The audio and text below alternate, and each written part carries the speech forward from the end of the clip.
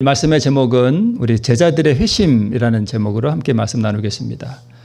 우리 저번에 언제 한번 느부갓네살의 회심에 대해서 한번 말씀을 드렸죠. 우리가 성경에서 이 믿음의 우리 조상들이 어떻게 그들이 회심을 경험하고 구원을 경험했는가 하는 것을 우리가 공부해 보는 것은 우리의 삶에 대단히 유익한 면이 있다고 생각이 됩니다. 예수님의 12제자 이름은 다 모르셔도 별 상관은 없습니다. 베드로, 도마, 바돌로메, 안드레, 요한, 빌립 등등 12명의 우리 제자들이 있었습니다. 이 제자들을 주님께서 다 뭐 하셨어요? 부르셨죠. 부르시고 3년 반 동안 함께 동거동락하시고 훈련을 받고 이제 예수님께서 승천하실 때까지 함께 했습니다. 그리고 구름이 가리워 보이지 않을 때 우리 주님께서는 하늘로 승천하셨죠. 자, 그러면 우리 예수님의 12제자들은 언제 회심했을까? 좀 궁금하지 않으세요? 궁금 안 하세요? 오늘은 조금 한번 궁금해 보세요. 네, 도대체 제자들은 언제 회심을 했을까? 언제 거듭났을까 하는 거. 근데 3년 반 동안 예수님을 따라다니는 이 제자들의 삶의 모습을 보면 좀 미덥지 않은 부분들이 있죠. 그렇죠? 네, 있어요. 그러면 그게 거듭난 건가? 그렇게 부족한 모습을 많이 보였는데 그러면 언제 거듭났지? 성질머리도 있고, 그죠? 예수님을 배신도 하고 또 의심도 많이 하고, 그죠? 또 서로 미워했죠. 그리고 누가 가장 높은 자리를 차지할 거냐? 이것 때문에 다투기도 하고 그랬어요. 그죠? 이런 모습을 보면 저게 과연 거듭난 사람인가? 그들이 거듭나지 못한 상태에서 3년 반 동안 쫓아다녔는가? 이런 의문이 들지 않으세요? 그러면 그런 그러니까 그런 제자들의 모습하고 내 모습을 좀 비교해보고, 좀 대조해 볼 수도 있잖아요. 그죠? 과연 성화의 삶을 살아간다는 게 도대체 무엇인가 하는 부분들 좀 우리가 살펴볼 필요가 있습니다. 이 사람들이 과연 거듭난 상태에서 제자로 살았는가? 3년 반 동안. 아니면 오순절 성령 강림 때 보니까 이제 네 거 내 거 없이 완전히 사람들이 변화됐죠. 그러면 그때 변화됐는가? 회심했는가? 우리가 언제 이 구원을 보장받는가 하면 뭐 할 때요? 거듭날 때, 회심할 때 우리가 하늘 백성이 되는 거예요. 그죠? 그러면 오순절 성령 강림 때 그때 하늘 백성이 됐는가? 이런 부분들을 좀 우리가 살펴보겠습니다. 자, 3년 반 동안의 세월이 지난 후에 예수님께서 제자들의 발을 씻기시죠. 세종예식을 하실 때 이렇게 시대소망은 기록하고 있습니다. 목욕하고 온 사람은 깨끗하죠. 깨끗하지만 이스라엘 사람들은 우리처럼 운동화 신고 다니는 게 아니라 샌들 신고 다녔어요. 그리고 먼지가 많이 나는 땅이었어요. 샌들을 신은 발이 곧 뭐 해져요? 더러워져요. 그래서 다시 씻을 필요가 있었대요. 그와 같이 베드로와 그의 형제들은 죄와 불결을 씻기 위해 열려있는 큰 샘에서 뭐 했대요? 씻었대요. 그리스도께서는 그들을 당신의 소유로 인정하셨다. 이렇게 말씀하고 있습니다. 자, 그러면 죄와 불결을 씻기 위해 열려있는 큰 샘에서 씻었다는 말이 무슨 뜻일까요? 죄를 회개하고 씻었다는 얘기예요. 그죠? 그러면 이 말씀에 의거하면 오순절 때 그들이 거듭난 것은 아닌 것으로 보여요. 그죠? 이미 그 전에 뭐 한 거예요? 거듭났어요. 그러면 언제 거듭났을까 하는 부분. 자, 제자들은 다 어떤 상태에 있었어요? 거듭난 상태에서 예수님의 제자로 살아갔다는 것을 우리가 알 수 있습니다. 결론적으로 보면 많이 부족한 모습을 보였지만 이 제자들은 다 거듭난 상태에 있었습니다. 누구만 빼고요? 유다는 아니었습니다. 그는 한 번도 회심하지 못했어요. 예수님이 부활하신 다음에 여기 손에 못자국이 이렇게 그려놨죠. 놀라는 제자들의 모습 보고 있죠. 언제 회심을 경험했을까? 자, 예수님께서 이제 제자들을 뭐 하시는 장면이에요? 부르시는 장면이죠. 처음 제자로 부르실 때의 그림을 이렇게 그려놨습니다. 마태복음 4장에 보면 갈릴리 해변에 다니시다가 두 형제 곧 베드로라 하는 시몬과 그 형제 안드레가 바다에서 그물 던지는 것을 보시니 저희는 어부라 말씀하시되 나를 따라 오너라 내가 너희로 사람을 낚는 어부가 되게 하리라 하시니 저희가 곧 그물을 버려두고 예수를 쫓으니라 이렇게 되어 있습니다. 자, 성경을 우리가 읽을 때에 이게 뭘 의미할까? 모든 걸 버려두고 예수를 쫓았다는 것이 과연 무엇을 의미할까 하는 부분을 우리가 좀 살펴볼 필요가 있습니다. 베드로와 안드레가 고민했나요? 안 했습니다. 즉시 그는 그물을 다 버리고 배도 버리고 다 버렸습니다. 그리고 예수님을 쫓아갔습니다.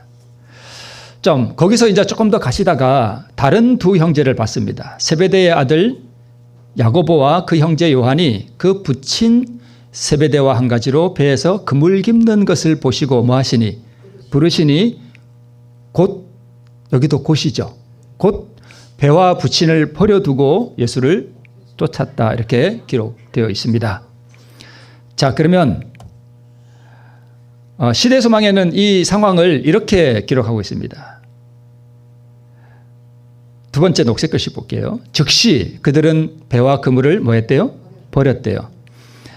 이 제자 중에 어떤 이들에게는 생계를 그들에게 의존하는 친구가 있었대요. 그런데 구주의 초청을 받았을 때에 머뭇거리거나 내가 생활을 어떻게 하지? 내가 돈 벌어야 되는데 우리 가족 내가 먹여 살려야 되는데 이런 생각도 들었겠죠.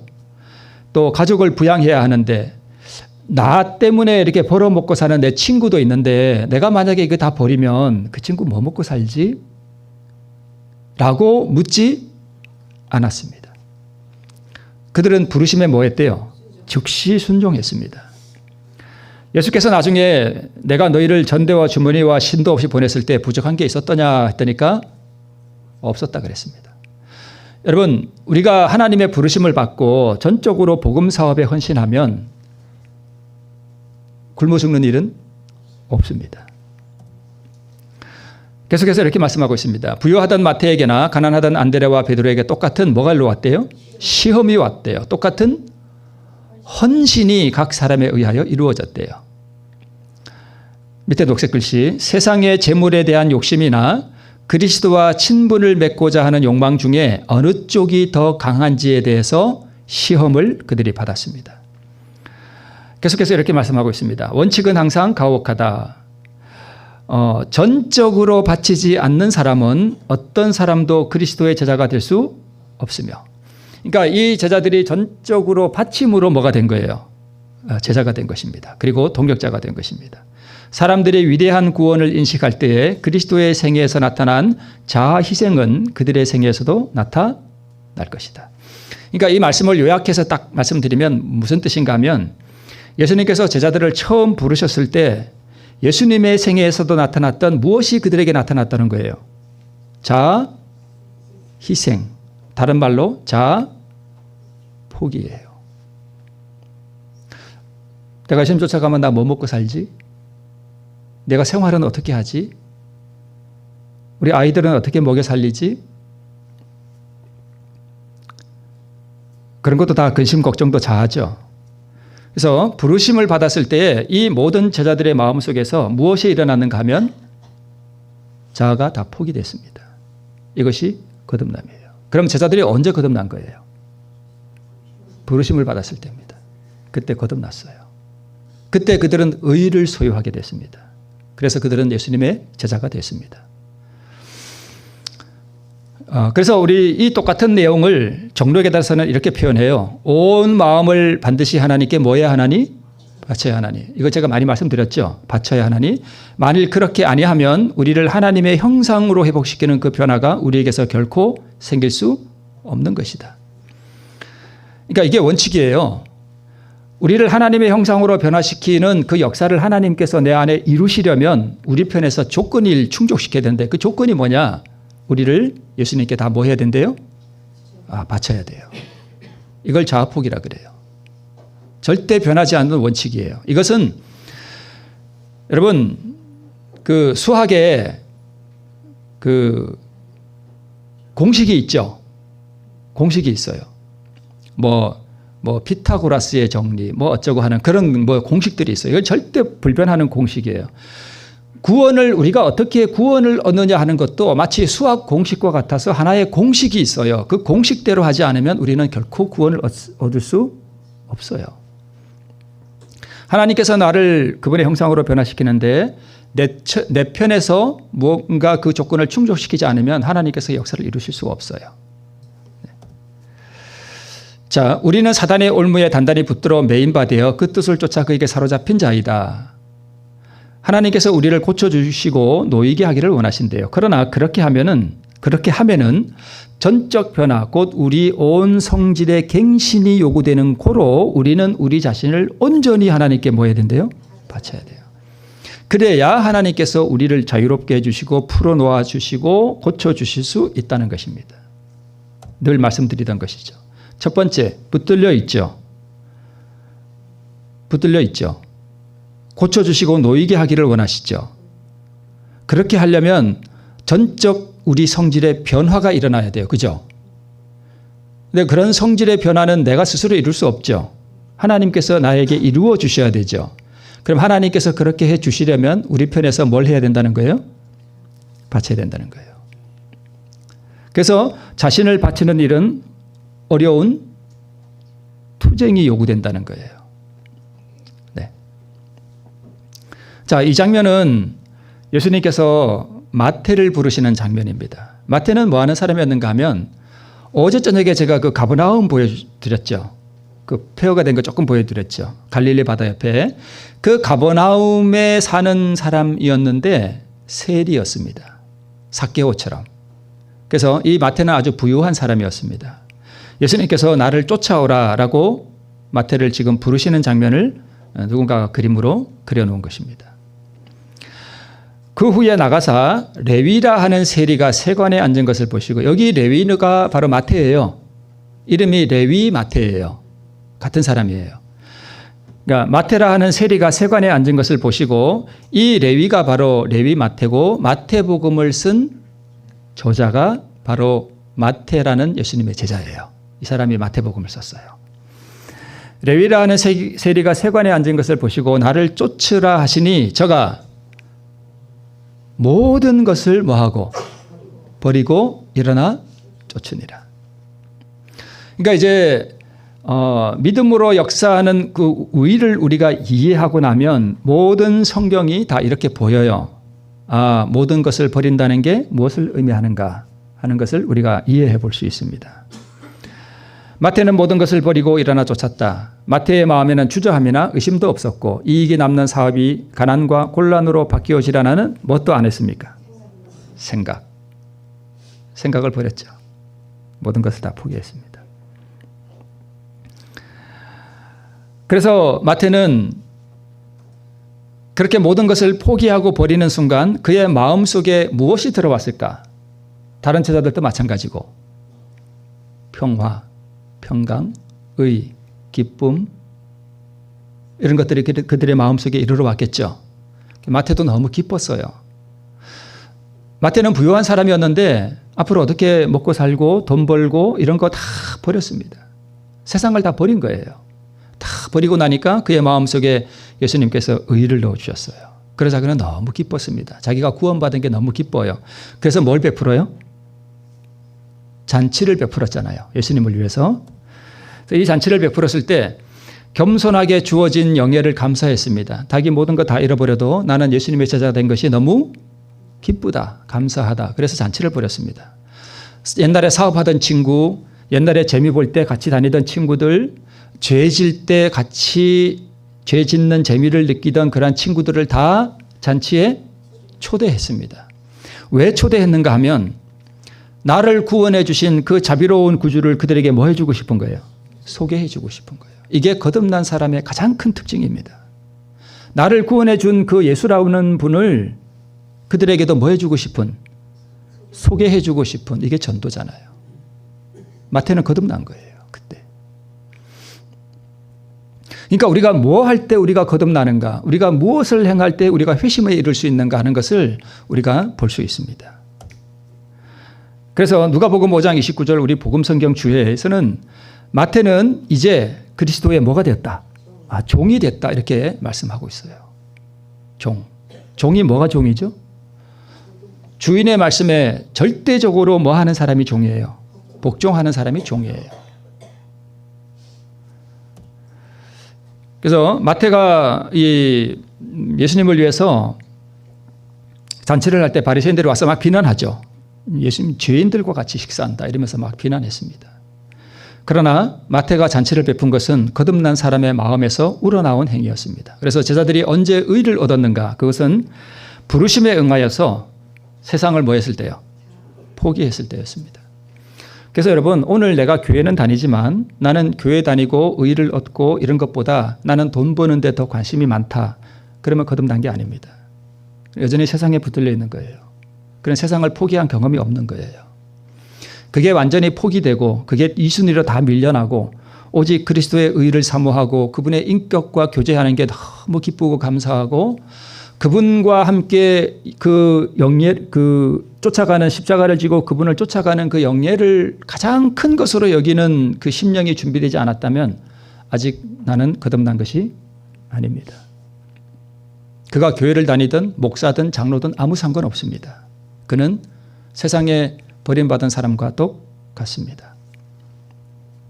우리 마음을 한번 살펴보십시오.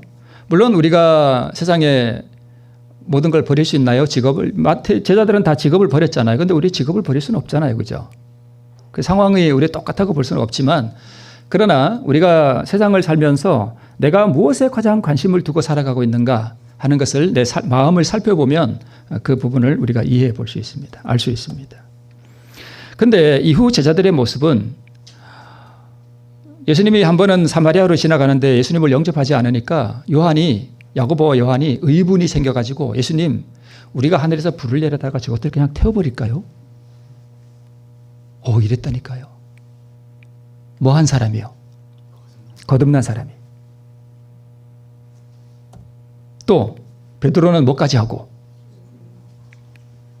예수님을 배반하고 부인하고 서로 누가 크냐 하고 쟁론이 일어났고 도마는 의심하고 불신하고 이런 모습들이 있습니다. 자, 여기 검은 바탕에 하나의 흰 네모가 지금 하나 딱 생겼죠? 그죠? 이게 무엇인가 하면 거듭난 상태예요. 이게 거듭난 거예요. 저 하얀 부분이 뭐냐 하면 의의 본성이에요. 저걸 의라고 해요. 그런데 저 전체 화면이 우리의 마음이라 그러면 처음 모든 것을 주님께 바치고 우리가 회심을 경험했을 때 우리 안에 뭐가 들어오는가 하면 의가 들어와요.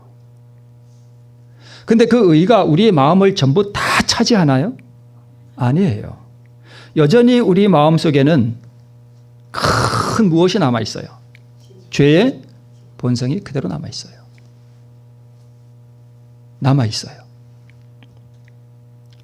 그런데 우리가 계속적인 주님과의 교제를 통해서 의의 본성을 자꾸 키워나가고 내 안에 있는 죄의 본성들을 계속해서 끊임없이 주님께 굴복하여 드리면 그 드리는 만큼 죄의 본성이 빠져나가는 만큼 뭐가 커질까요?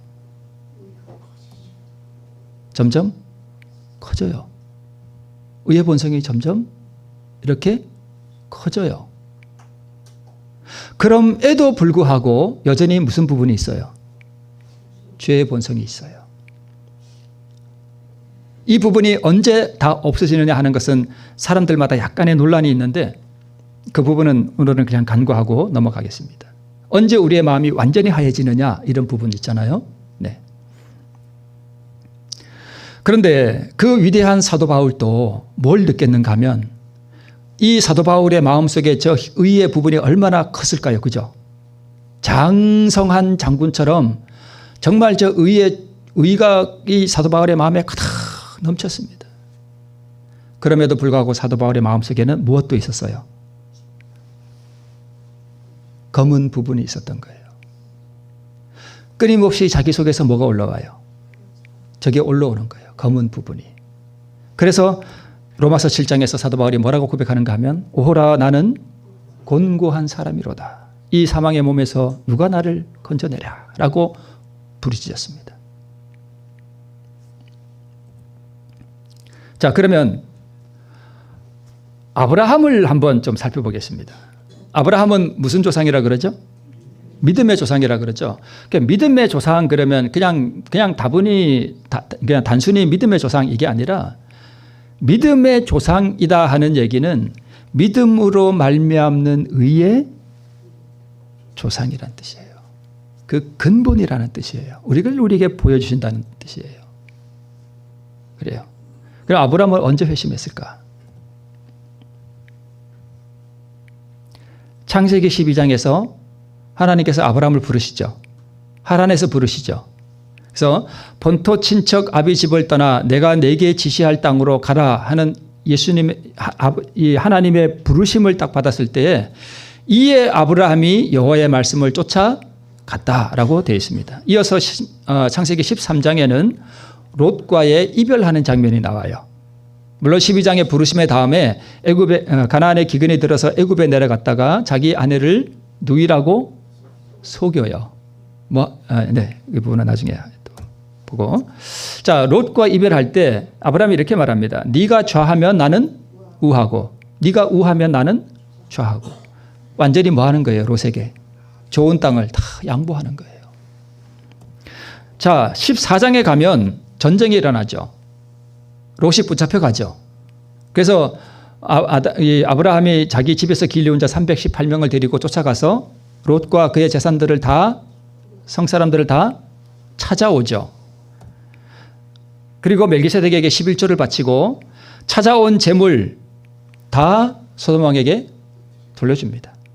그 사람 때문에 치부했다 하는 소리 들을까 봐 다 줍니다. 그리고 나서 15장에 가면 하나님께서 아브라함을 이상 중에 부르셔서 하늘의 무별을 봐라. 네 자손이 이 별과 같이 많아지겠다라는 말씀을 주셨을 때 이때 이렇게 기록되어 있어요.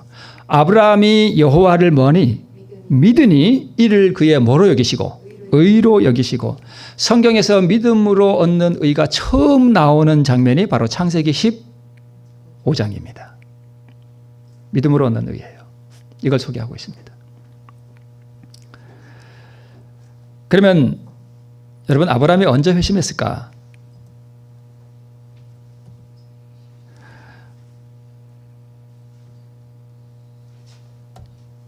여기 이렇게 기록되어 있습니다. 여호와께서 아브라함에게 이르시되 너는 너의 본토 친척 아비 집을 떠나 내가 내게 지시할 땅으로 뭐하라?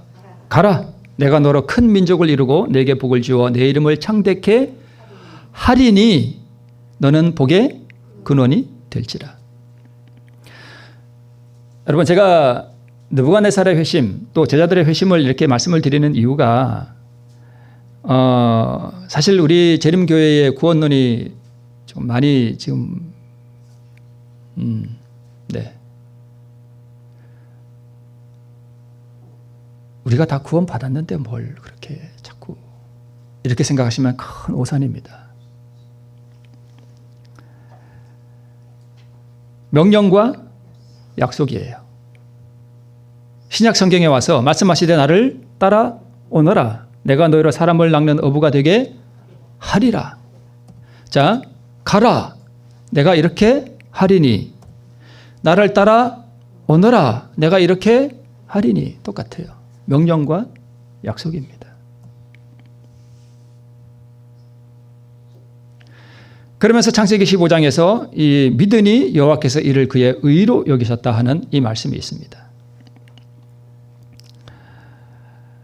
자, 아브라함이 여호와의 말씀을 믿음에 이를 그의 의로 여기셨다면 아브라함이 여호와의 말씀을 처음 믿은 것이 12장일까요? 15장일까요?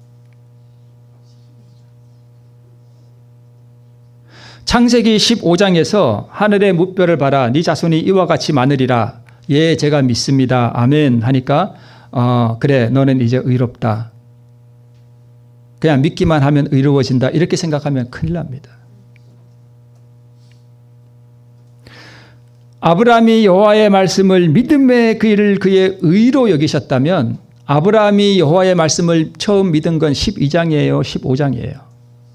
12장이에요. 믿으니까 자기 아비 집을 다 버리고 말씀을 쫓아간 거예요. 12장에서 이미 믿은 거예요. 자, 창세기 12장에서 하나님께서 아브라함을 부르셨습니다. 믿음으로 갈 바를 알지 못하고 떠났습니다. 창세기 15장에서는 이상 중에 내 자손이 뭇별과 같이 되리라 하는 이 말씀을 믿으니 의로 여기셨다는 말씀이 있습니다. 결론적으로 말씀을 드리면 아브라함이 회심을 경험하고 거듭난 것은 창세기 15장이 아니라 12장입니다. 믿음으로 말미암는 의가 처음 소개된 것은 창세기 15장이지만 아브라함이 이를 경험한 것은 12장이에요. 제가 이 말씀을 드리는가 하면 제자들이 예수님의 부르심을 받고 그들의 모든 것을 버리고 예수님을 쫓아갈 때 제자들이 회심을 경험하고 의를 소유하게 된 상황과 아브라함이 하나님의 부르심을 받고 모든 것을 버리고 말씀을 쫓아간 것이 똑같습니다. 제자들이 예수님의 부르심을 받고 모든 것을 버리고 쫓아갈 때 그들이 회심을 했다면 아브라함도 하나님의 부르심을 받고 그 말씀을 믿고 모든 것을 버리고 그 말씀을 쫓아갈 때 거듭난 거예요.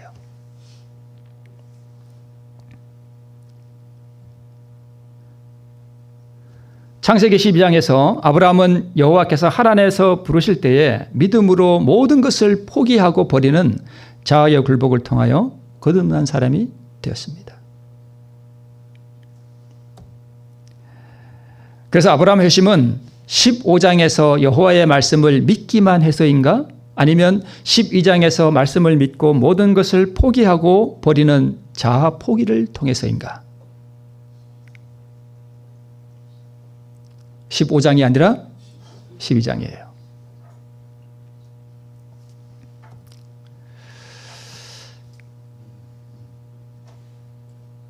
아이, 뭐 12장인지 15장인지 어떻게 알아요? 뭐 12장이면 어떻고 15장이면 어때요? 뭐 그게 뭔 상관이 있나요, 나하고? 이렇게 혹시 말씀하실 분이 있으시면, 이렇게 생각하는 분이 계시다면 그분은 이런 거에 관심도 없고 이런 걸 얻고자 하는 욕망도 없고 그냥 아무 생각 없이 교회 다니는 거예요. 자, 저는 100% 아브라함이 12장에서 회심을 했다고 100% 확신합니다. 왜 확신을 하느냐? 말씀이 뒷받침해 주기 때문입니다. 무슨 말씀이 뒷받침해 주느냐? 히브리서 11장 8절이에요. 자, 보세요. 믿음으로 아브라함은 부르심을 받았을 때에 뭐해? 순종하여 장래 계보로 받을 땅에 나갈 때 갈 바를 알지 못하고 나갔으며, 아브라함이 여호와의 말씀을 믿음으로 그 말씀 앞에 자기 모든 생각도 버리고 아비 집도 버리고 모든 것을 포기하고 말씀을 쫓아서 굴복한 것은 언제예요? 12장이에요. 거기서 거듭난 거예요. 제가 이 말씀을 드리는가 하면 뒤에서 말씀드릴게요. 자, 믿음으로 아브라함은 부르심을 받았을 때 뭐 했대요? 순종했대요. 제가 저번에 한번 그 1번의 순종과 2번의 순종 말씀드린 적 있죠. 2번의 순종은 우리가 이룰 수 있어요, 없어요? 없어요. 이 2번의 순종은 그리스도의 순종이에요. 그죠? 그걸 우리에게 구원의 증표로 우리에게 전가시켜 주시는 그분의 순종이에요. 근데 이 예수님의 순종을 우리의 것으로 받기 위해서는 우리가 무슨 순종을 해야 된다고요? 1번의 순종. 그 1번의 순종은 무슨 순종이라고요? 자아굴복하는 순종이에요. 나아만이 요단강에 7번 들어갔다니까 무슨 사람이 됐어요? 새 사람이 됐죠. 그게 2번 순종이에요. 깨끗해졌잖아요. 그죠? 그러면 그 2번의 순종, 그 의를 얻기 위해서 나아만이 요단강에 몇 번 들어갔죠? 7번 들어갔어요. 자아굴복이죠. 순종했죠. 순종했죠. 이 개념을 이해를 못하면 하나님께서 우리에게 요구하는 그 순종이 뭔지를 감을 못 잡아요.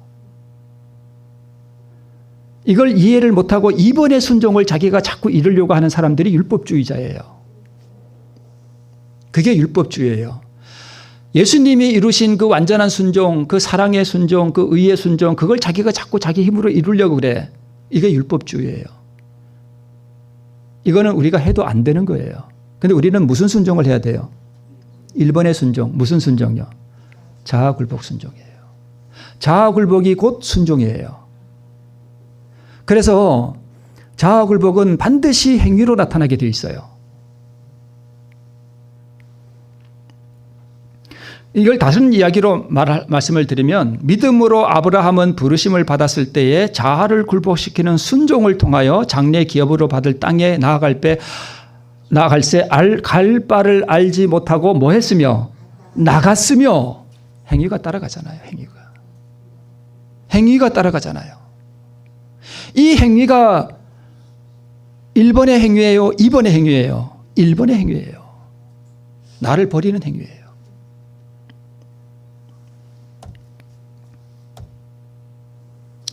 그래서 이 순종은 의를 얻기 위한 조건으로서의 순종이에요. 이걸 잘 이해 못하면 목사님 그거 율법주의 아니에요? 이렇게 말씀하는 분이 있어요. 이거 잘 이해하셔야 돼요. 그래서 이 순종은 자아를 포기하는 것인데 행함으로 온전케 되는 믿음이 바로 이거예요.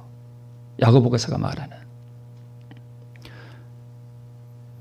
혹시 제가 오늘 드리는 말씀이 좀 재미없을 수도 있고 그게 뭐 그렇게 중요한 건가 이렇게 생각하시는 분들이 혹시 계실지도 모르겠는데 여러분 우리가 신앙을 할 때 감정적인 신앙을 하면 우리 신앙에 도움이 별로 안 돼요.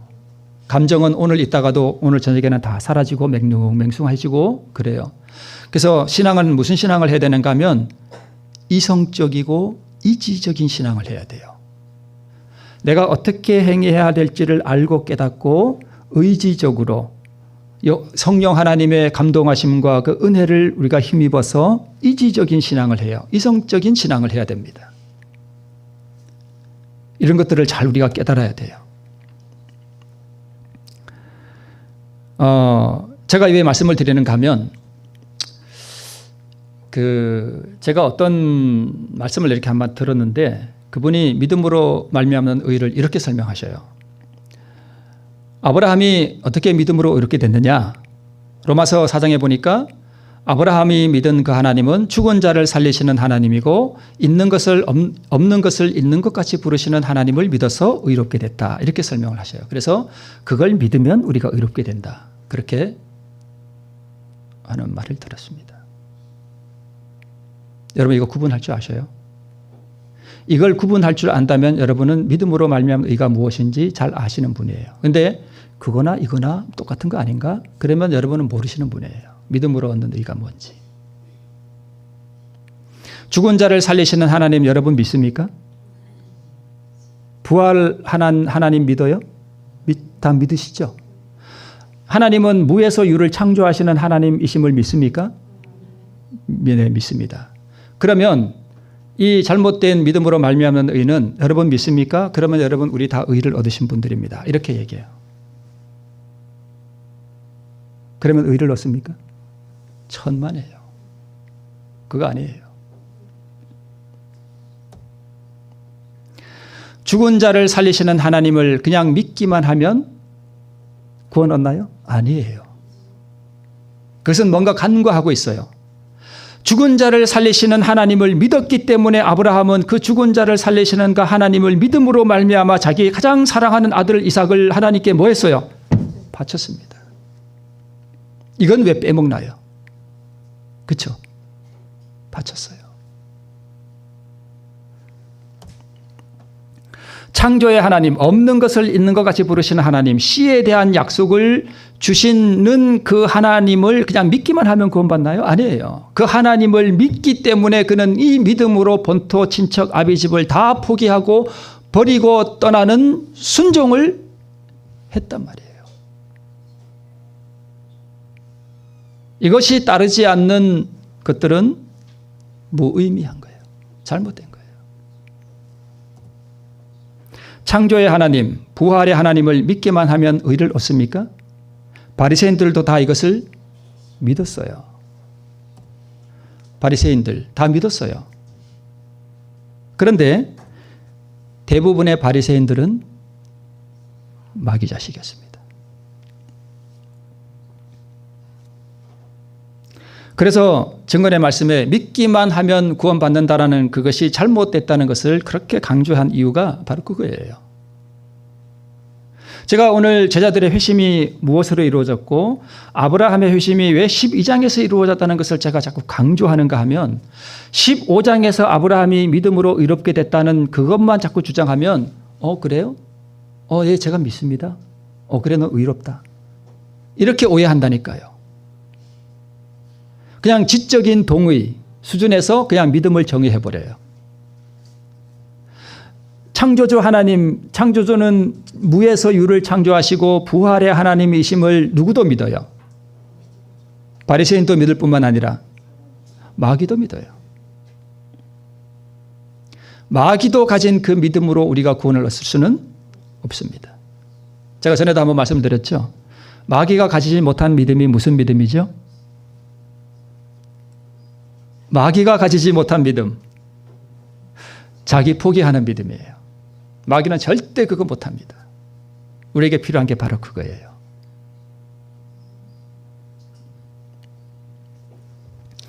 여러분, 창조의 하나님, 부활의 하나님을 아무리 믿어보세요. 그러면서도 죄짓고 완전히 그렇게 타락하고 산다니까요. 그게 우리 죄인의 모습이에요. 그걸 바리새인들이 그대로 우리에게 보여주고 있습니다. 자, 로마서는 자기 힘으로 의에 이르려는 그 당시의 율법주의, 유대주의가 아주 팽배해 있었어요. 계명 지켜야 되고 이것도 해야 되고 저것도 해야 되고 할례도 행해야 되고 하는 그런 율법주의가 팽배해 있는 그러한 당시 상황에 대한 반작용으로서 오직 믿음을 강조했던 거예요. 그러나 우리에게는 자아굴복의 순종을 강조하며 행함으로 온전케 하는 믿음을 강조하는 야고보서가 있다는 사실을 우리는 절대 간과해서는 안 됩니다. 자, 회심 후에 근데 제자들의 모습을 보니까 야고보 요한은 뭣도 부려요? 성질머리도 있고 도마는 의심하고 베드로는 배신하고 누가 더 높으냐 그러고 있고, 회심 후에 아브라함을 보니까 애굽에서 아내를 누이라고 속이고 하갈을 첩으로 얻었어. 왜 얻었어요? 말씀에 대한 확신이 부족했던 거예요. 99세에 아브라함에게 너희 아들이 있을 거다 그러니까 아브라함이 어떻게 했습니까? 웃었어요. 사례만 웃은 게 아니에요. 아브라함도 웃었어요. 아이고, 나 같은 늙은이가 뭔 애를 낳아. 아이고 참. 그리고 웃었다니까요. 믿음의 부족을 나타냈다니까요. 그리고 그랄에 갔을 때는 아비멜렉에게 두 번째 또 자기 아내를 누이라고 또 속여. 죽을까 봐 겁이 나가지고.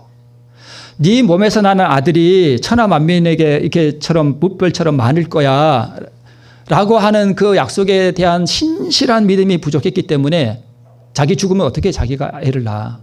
그러면 그 약속의 말씀을 믿으면 자기가 안 죽을 걸 확신해야 되잖아요.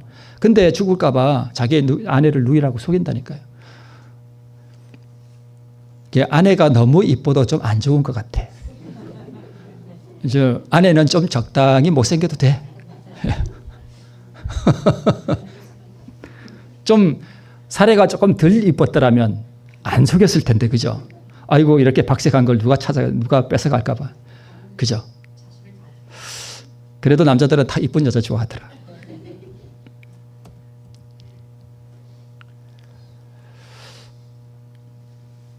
그런데 여러분, 요한은요, 성질머리는 있었지만, 그러나 보세요.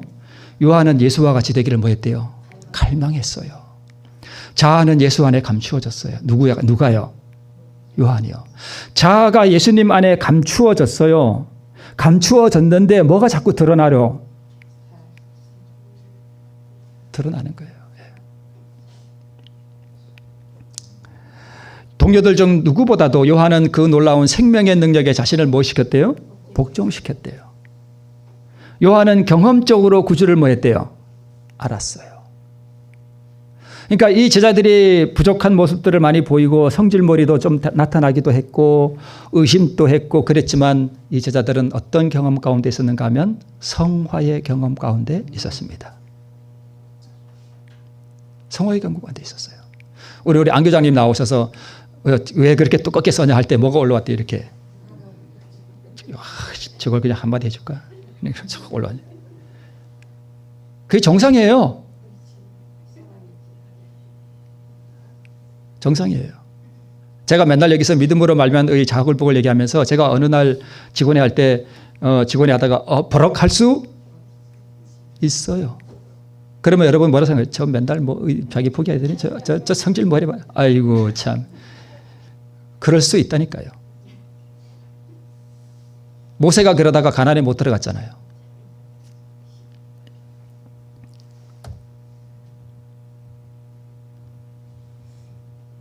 그런데 여러분 보세요.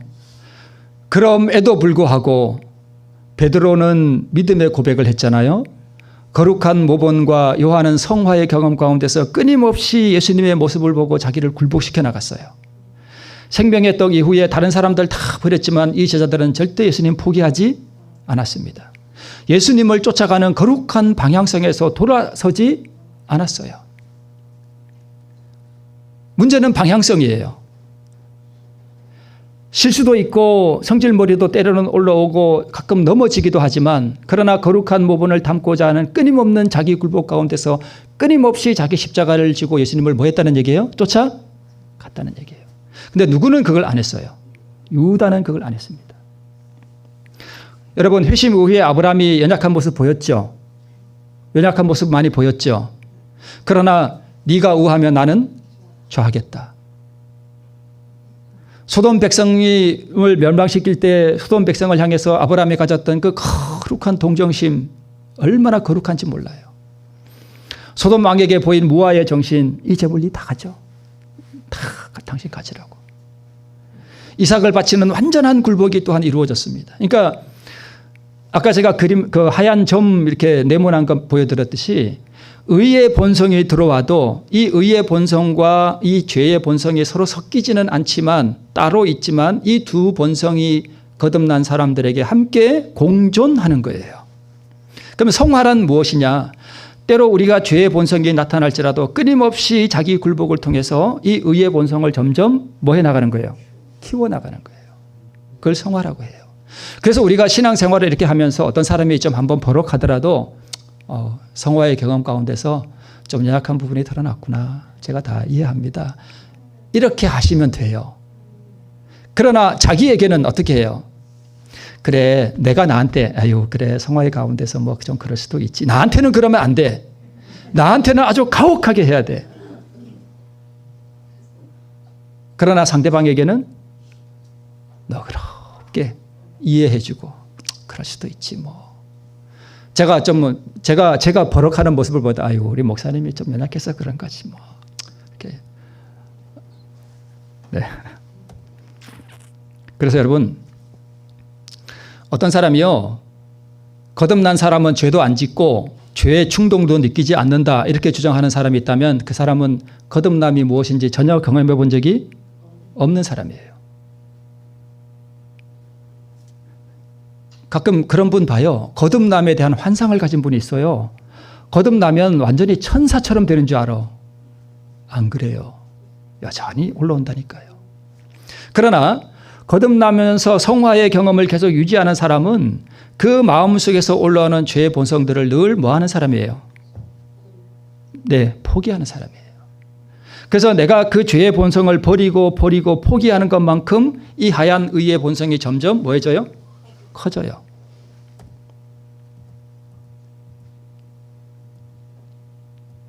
자, 이제 씻었는데 큰 목욕을 했는데 거듭났는데 그러나 뭐가 와? 유혹이 와. 그들을 죄악으로 그 유혹이 뭐 했대요? 유인했어요.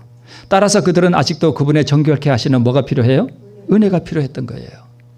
근데 이 죄악으로 유인하는 일을 누가 가장 많이 했냐면 유다가 했어요.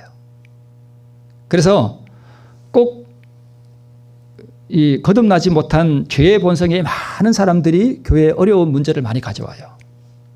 그 소위 트러블 메이커라 그러죠. 교회 안에 이 트러블을 만들어내는 사람이 있어요. 그런 사람들이 대부분 보면 거듭나지 못한 사람들을 통해서 마귀가 그렇게 역사를 많이 해요.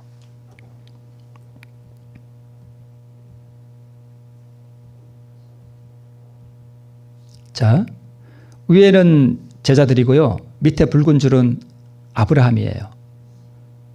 자, 그런데 보니까 거듭났죠. 왼쪽에 작은 점. 근데 저 십자가와 완전한 자기 굴복을 향해 가는 동안에 성질도 있고 교만도 있고 미움도 있고 불신도 있었지만 그들은 점점 자신을 굴복시켜 가고 때로는 넘어지는 그러한 과정들을 통해서 자기의 연약함을 깨닫고 깊이 회개하는 경험들을 통해서 어디로 나가요? 완전에서 더욱 큰 완전으로 나가는 거예요. 밑에 아브라함도 창세기 12장에서 거듭난 다음에 자기 아내를 누이라고 속이고 믿음이 없어서 하갈을 아내로 맞아서 약속의 자식이 아닌 이스마엘을 낳기도 하고 또 그러한 불신도 있었지만 그러나 그가 끊임없이 하나님을 쫓아가는 그러한 과정에서 결국은 이삭을 바치는 그 완전한 자기 굴복을 통해서 원만한 의에 이르렀다는 거예요. 그래서 잠언 4장 18절에 이렇게 말씀하는 거예요. 누구의 길은? 의인의 길은 돋는 햇볕 같아서 점점 빛나서 원만한 광명에 이르거니와. 그래서 제자들이 거듭난 다음에 그런 점점 자꾸 요한 같은 경우는 예수님의 모본에 자기를 굴복시키고 예수님을 닮고자 끊임없이 자기를 굴복시키고 해서 나중에는 이 요한이 무슨 사도가 됐다고요? 사랑의 사도가 됐다고요. 사랑이 너무 많아가지고 사랑의 사도예요. 이게 바로 의인의 성화의 과정을 설명하는 거예요. 잠언 4장 18절이. 해가 처음에는 약하잖아요. 그죠? 점점 뜨면서 뜨거워지고, 그죠? 뜨거워지고 이렇게 의인의 길은 마치 그와 같다는 것입니다. 이게 거듭나면 해가 중천에 갑자기 퍽 나타나갖고 막 자결하는 게 아니라는 거예요. 그죠? 거듭남을 그렇게 오해하는 분들이 있어요. 아니에요. 해가 돋는 것처럼 천천히 이렇게 점점 원만한 광명에 이른다는 것입니다. 그래서 한번 의를 경험하며 나면 무슨 천사처럼 되는 게 아니에요. 자기 안에는 죄의 본성과의 투쟁이 시작되고요. 성화는 끊임없이 자기 안에 죄의 본성을 죽이는 과정이에요. 그래서 여러분, 나를 버리고 포기하는 이 경험은 처음과 중간과 나중까지 끊임없이 우리가 계속해 나가야 할 우리의 순종이에요. 중단할 수가 없어요. 왜요? 죄의 본성이 끊임없이 뭐하니까? 올라오니까. 그래서 죄의 본성이 죽는 만큼 거룩한 의의 본성이 뭐예요? 자라나는 거예요. 이거 제가 뭘 설명하려고 하는지 여러분 이제 다 아시죠? 예. 다 아시죠? 모르는 표정이신데. 자, 옥수수를 심어놓고 처음에는 좀 뭘 매줘야 돼요? 풀을 매줘야 돼. 그죠? 옥수수가 연약할 때는 뭐가 자꾸 올라와요? 풀이 올라와. 근데 옥수수가 많이 자라고 나서 그늘이지면 풀이 아예 안 나오는 건 아니지만 맥을 못 써요. 안 나와. 잘 안 나와. 저게 원만한 의인의 길은 돋는 햇볕과 같아서 점점 빛나서 원만한 광명에 이른다는 게 바로 저거예요. 천연계의 원리와 우리 농사의 원리와 이 하늘의 원리와 영적인 원리가 다 같아요. 농사에서 분이 다 아시죠? 네, 옥수수 저렇게 크면은 풀 안 맺어 더 이상. 가만 놔둬도 풀 잘 안 나옵니다. 있어도 그냥 베리베리 한겨울에 올라가서 크지도 않아요. 잡초가. 그래서 오호라 나는 공고한 사람이로다 이 사망의 몸에서 누가 나를 건져내랴라고 사도 바울이 고민을 했지만 그러나 우리 주 예수 그리스도로 말미암아 하나님께 뭐하리로다. 감사하리로다. 그런 적 내 자신이 마음으로는 하나님의 벌 육신으로는 죄의 법을 섬기노라. 마음으로는 하나님의 법이 너무 사랑하게 쫓아가는데 육신으로는 뭐가 자꾸 올라와요? 죄의 법이 올라와서 죄의 법을 섬겨. 그러나 이제 마칩니다. 자, 이제 로마서 8장 4절에 이어서 육신을 쫓지 않고 라는 얘기는 죄의 본성을 쫓지 않는다는 거죠. 그렇죠? 이게 채소를 썰었는데 뭘 그렇게 굵게 썰어요? 할 때 싹 올라오죠. 그게 바로 육신이에요. 그죠? 근데 우리 안 교장님이 그걸 쫓았대요? 안 쫓았대요? 안 쫓았대요. 네. 거기에서 반응을 해가지고 반응하는 순간에 우리는 육신을 쫓는 거죠. 아니, 이렇게 썰으면 되죠. 뭘 하는 순간 끝나는 거예요. 물론 회개하면 되지만. 쫓지 않고 영을 쫓아. 얘야, 너 감정을 죽여라. 그걸 나에게 다오. 근데 그걸 주님께 드리면 되죠. 쫓아 행하는 우리에게 뭘 이루어지게 한대요? 율법의 요구를 이루어지게 한대요. 이게 로마서가 좀 그걸 계속 설명하는 거예요. 율법의 요구가 뭐예요? 율법은 의, 즉 의로운 생의 완전한 품성을 우리에게 뭐 한대요? 요구하지만 우리는 그 요구에 미칠 수 없어요. 그래서 우리가 이 육신을 주님께 드리면 그 요구를 누가 이루어 주셔요? 예수님이 이루어 주셔요. 그 육신을 예수님께 드리는 그 순종은 내가 해야 되는 순종이고 1번의 순종이고, 그렇게 드리면 그 율법의 요구를 이루어 주시는 그 의, 예수님의 순종은 몇 번의 순종? 2번의 순종을 나에게 선물로 전가시켜 주시는 거예요. 그러면 내가 이루어지는 건 1번의 순종 때문이에요? 2번의 순종 때문이에요? 2번의 순종이 나를 의롭게 해주는 거예요. 자, 이제 마지막입니다. 그런즉 우리가 모든 것을 다 버리고 예수님을 쫓았은즉 우리가 뭐 얻겠습니까? 하고 물었죠. 오늘 본문에. 그랬더니 예수님께서 두 가지 약속해 주셨습니다. 첫 번째, 심판하는 권세. 두 번째, 영생을 약속받았습니다. 이게 믿음으로 얻는 일이에요. 우리가 다 버렸습니다, 주님. 라고 여러분 말할 수 있습니까? 내 안에 감정 다 버렸습니까? 세상을 포기했습니까? 미움도 포기하고 버렸습니까? 예수님께 우리가 이렇게 말씀할 수 드려야 돼요. 예수님, 제가 다 버렸습니다. 자, 뭐 얻을 수 있죠? 그럼 우리 예수님께서 우리에게 말씀하실 거예요. 내가 장차 이스라엘 12 보좌에 앉아서 심판하는 권세를 받고 또 뭐 받겠다? 영생 받겠다. 영생 받겠다.